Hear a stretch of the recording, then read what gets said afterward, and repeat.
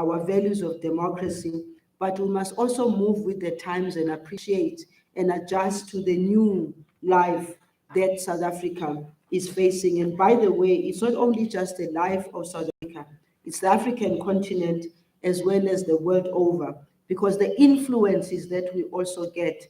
Deputy President, you spoke about the influence of the social media and how it makes it very difficult. I'm sure that even in the churches, even in our prayer, in the areas of prayer, we find that social media interferes with almost everything that we do.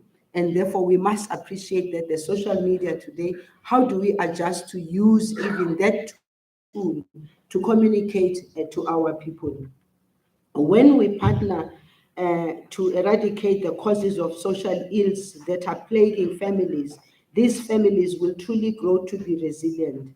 From this intentional development of resilience in families, they certainly will increase their prospects and further strengthen their immediate communities' common prosperity.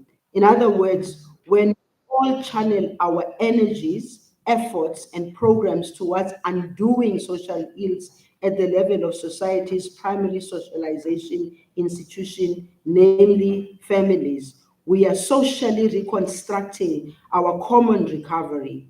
Together with the interfaith community, our government is recommitting to trample beneath our proverbial feet the causes of fears, anxieties, uneasiness, worries, insecurity, and disempowerment that accompany social ills that are undermining family. And as a Department of Social Development, as well as the Department of Sports, Arts and Culture, as well as the Department of Education, of Health, in fact, the entire government, our responsibility is to make sure that these issues that are facing us are issues that we deal with working together with interfaith communities.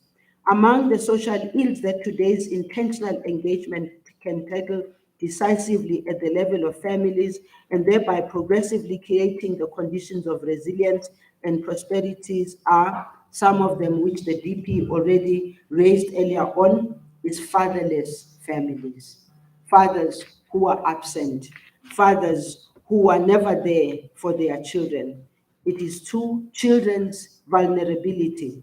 Three, substance abuse, gender-based violence and femicide, hunger and malnutrition, poor health and educational outcomes, and poverty, unemployment, and inequality. These are the issues that we have to deal with. And these are issues that government, when government makes the promises, when government commits its resources, and committing its resources, both human resource and financial resources, we must see the impact of the commitment of government working together. Let us agree on together doing one thing right, that is giving rise to resilient and prosperous families and doing that right. And prosperous families can only thrive if we, together with yourselves, create a conducive environment for that. Places of worship are not only members of the communities wherein they operate by virtue of their proximity, their speciality, namely faith, is the substance that will strengthen the values upon which the currently unfolding moral regeneration and social reconstruction of the people's lives towards dignity and prosperous recovery will be confirmed. Consequently, when this time-tested partnership targets implementation of social development programs in families, your worshippers and congregants will together be adding tangible value to the people's lived and thereby help give rise to stronger communities. This partnership is the incarnation and embodiment of things hoped for and the revitalization of our mutual reassurances towards the realization of things that people hope to encounter in their lives. As I mentioned, as it is mentioned in Matthew 25, verses 13, and I quote, "So stay awake, because you don't know the day or our hour," close quote. These are the day and hour for the reinforcement of family, and community-centered partnership between government and interfaith sectors.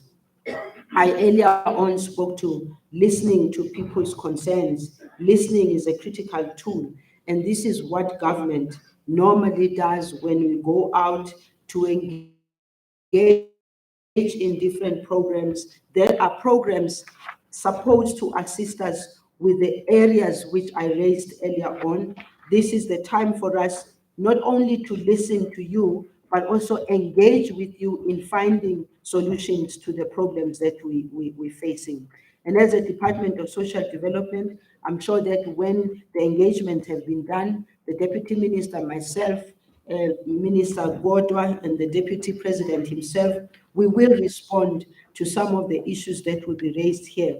But we are here not to be pointing fingers. We are here because we need to work with each other. We are here because we have to listen and talk to each other. We are here because we are assured that today's robust deliberations with an insights from interfaith sector will concretize our common conviction and foster practical family beneficial collaboration in communities.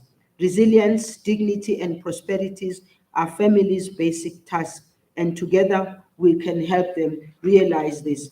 In the department, I've been saying we can talk about these issues at a high level, but it will not help us if we don't talk about these issues and see to the solutions house to house, family to family, community to community, district by district, exactly the same way we used to when we were in the liberation struggle, because during that time, that struggle wouldn't have been carried if we were not working very close with our communities. I thank you, DP.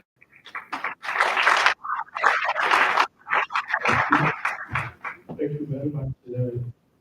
I will ask Mr. Quantum to address the meeting.